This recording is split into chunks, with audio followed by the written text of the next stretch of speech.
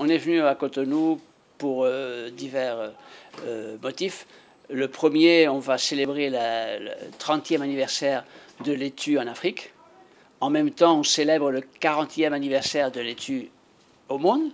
On a décidé de faire des séminaires, dans lesquels un séminaire est sur les biorhythmes kabbalistiques. Ça nous permet de gérer notre vie, de savoir quel est le moment qui monte, le moment qui descend, et jouant avec les anges, avec l'astrologie, avec la Kabbale.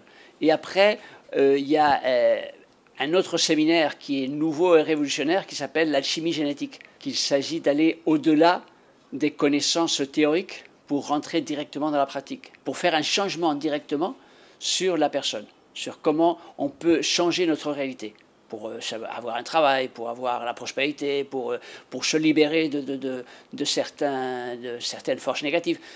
C'est-à-dire, c'est prendre un peu les rênes de sa vie. Et alors, au milieu de ça, on va faire en même temps aussi la célébration de l'intronisation de 3 présidents de notre école. Le président du Bénin, le président du Togo et le président de France. Il y a beaucoup de choses que nous faisons et c'est la nature qui nous mène.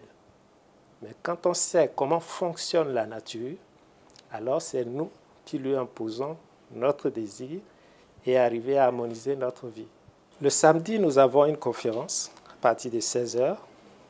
Et cette conférence parlera du rôle des ordres initiatiques et le cas spécifique de notre organisation, c'est-à-dire de l'ordre des marins pêcheurs de l'école transcendentaliste universelle.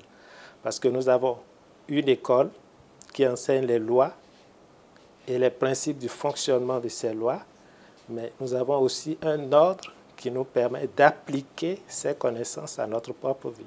En dehors du samedi, nous allons parler de l'alchimie génétique. Nous allons parler également du biorhythme.